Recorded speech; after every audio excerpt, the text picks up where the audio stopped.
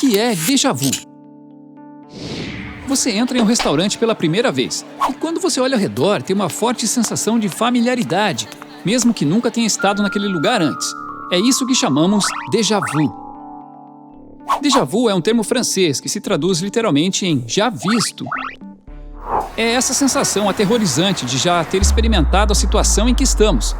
Mas a hora, o local e o contexto do evento são incertos ou possivelmente impossíveis.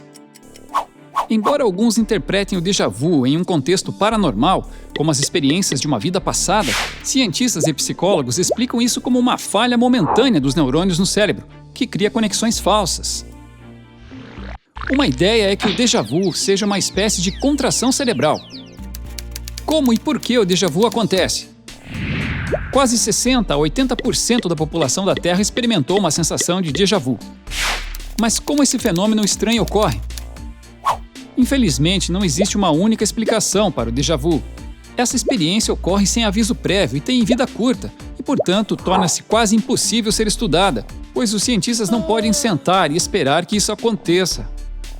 Existem várias teorias que tentam explicar o déjà vu. Vamos falar sobre as duas mais comuns amplamente usadas hoje em dia. Familiaridade, memória e reconhecimento. Uma pessoa visita uma nova cidade e decide dar um passeio no parque. Ela se depara com um lago e vê alguns patos nadando. De repente, sente que já esteve ali antes, mas isso é impossível, o que nos leva à nossa primeira teoria de familiaridade e reconhecimento.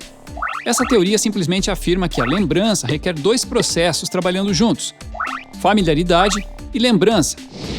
Nosso cérebro está constantemente examinando o nosso ambiente para determinar se um objeto ou situação é familiar. Uma vez que um objeto familiar é descoberto, o cérebro localiza uma recordação relacionada a ele com a ajuda do hipocampo, que desempenha um papel importante na memória e no aprendizado, e revivemos toda a lembrança em nosso cérebro.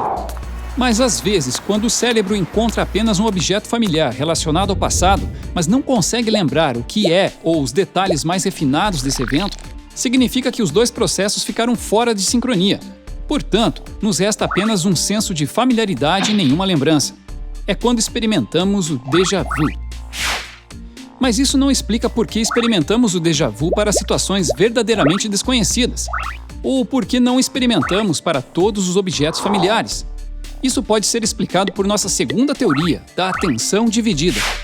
Se usarmos o mesmo exemplo do parque para uma pessoa focada em um balanço, quando nos concentramos em uma parte do nosso ambiente e o resto do mundo se afasta para o inconsciente, de repente voltamos à realidade e parece que já estivemos naquele lugar antes.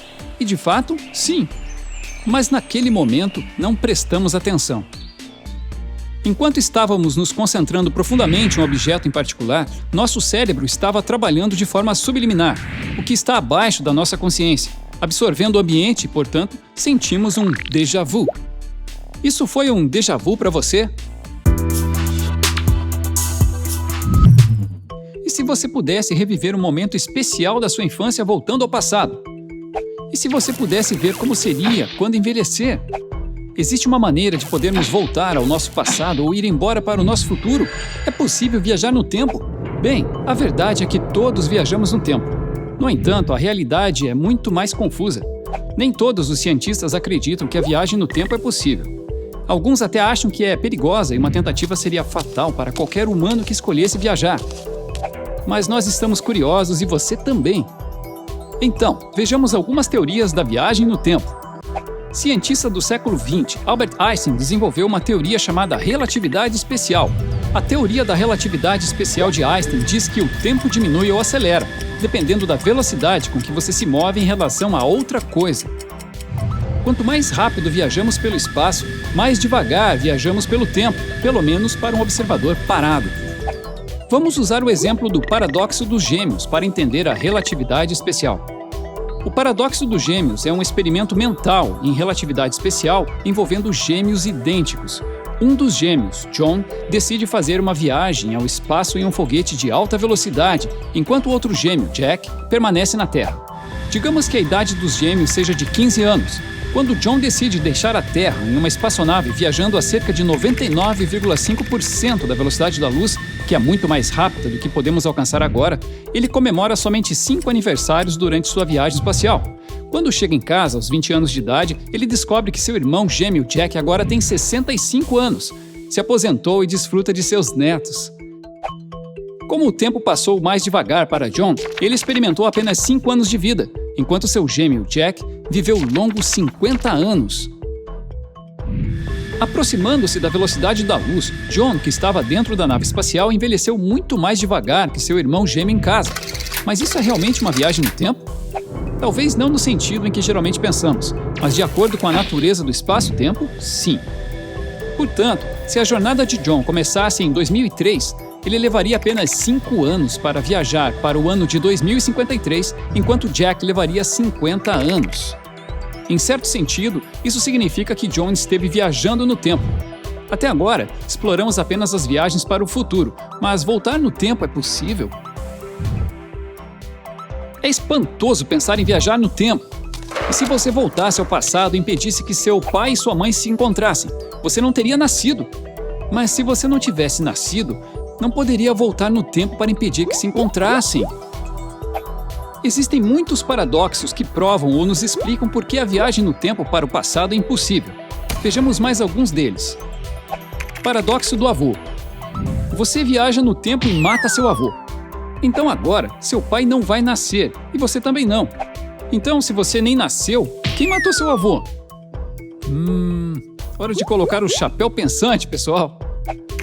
Paradoxo do Hitler. Você viaja ao passado e mata Hitler. A história muda e agora não há Hitler. Agora, se Hitler não existe, por que você viajaria de volta para matá-lo? Paradoxo do ciclo infinito. Um homem viaja de volta ao passado e se casa com uma mulher. Depois disso, ele volta ao presente. A mulher engravida e agora tem um filho.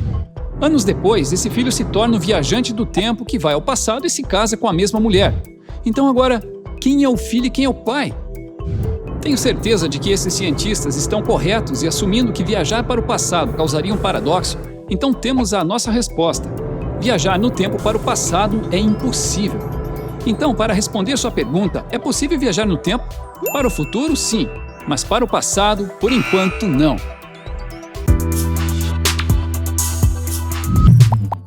Vamos imaginar um futuro em que a maior parte do trabalho é automatizado graças à inteligência artificial. Existem robôs em todos os lugares, na agricultura, transporte, manufatura, educação e saúde, atendimento ao cliente e assim por diante. Isso pode ser um pouco assustador para um funcionário que trabalha duro, mas isso não significa que os humanos possam ser completamente eliminados. Isso apenas significa que os humanos subiram na escala cognitiva. A inteligência artificial visa ajudar os seres humanos a fazer as coisas com mais rapidez e eficiência, eliminando os trabalhos mais simples. Você já se perguntou como a inteligência artificial vai mudar o trabalho no futuro? Bancos. Imagine entrar em um banco e não ter filas, somente caixas eletrônicos para facilitar suas transações. Tudo o que você vê ao redor são máquinas que realizam todas as transações na ponta dos dedos. Isso não seria legal? Não teríamos caixas, contadores e atendentes, somente gerentes de relações humanas e especialistas em tecnologia. Varejo. Você já reparou como os robôs repositores e as máquinas de autoatendimento chegaram à nossa experiência de compra? E adivinhe, isso é apenas a ponta do iceberg. As tarefas simples e monótonas de empacotar, estocar e pagar serão substituídas pela inteligência artificial e, em breve, haverá apenas a necessidade de executivos de atendimento ao cliente e especialistas em tecnologia. Fábricas. Sabemos como é caro e arriscado para os seres humanos quando cometem erros de fabricação. A inteligência artificial não apenas ajudará a desenvolver processos de fabricação mais eficientes, mas também eliminará erros humanos, agilizará a tomada de decisões e aumentará a produtividade. As funções de escritório serão eliminadas, mas haverá um aumento na demanda por profissionais de venda, engenheiros e especialistas em tecnologia. Medicina. Imagine diagnosticar seu problema antes mesmo de consultar um médico. Bem, isso não está muito longe. A inteligência artificial está aprendendo a diagnosticar problemas comuns e examinar os sinais vitais do paciente. Obviamente, Não haverá funcionários administrativos e de manutenção, mas enfermeiros e médicos nunca poderão ser substituídos. Sempre haverá casos em que a inteligência artificial não resolverá. Mineração e energia.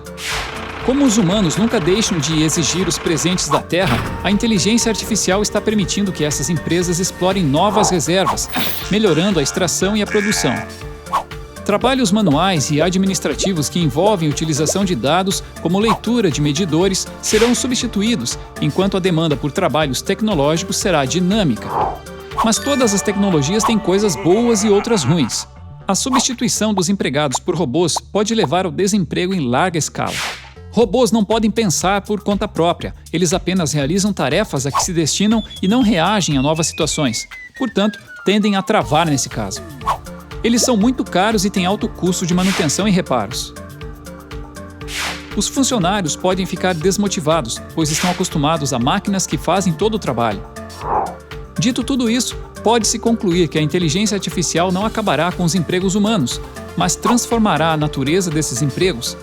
As empresas terão que mudar a estrutura de sua organização e os funcionários terão que passar por uma certa reciclagem para serem reintegrados na empresa, de acordo com a nova estrutura e requisitos. A interação homem-máquina exigirá que os humanos aprofundem seu conjunto de habilidades existentes ou adquiram novas, mas sua harmonia resultará em múltiplos benefícios, incluindo aumento de produtividade, crescimento do PIB e desempenho corporativo aprimorado. Inscreva-se no Curioso Demais para mais vídeos!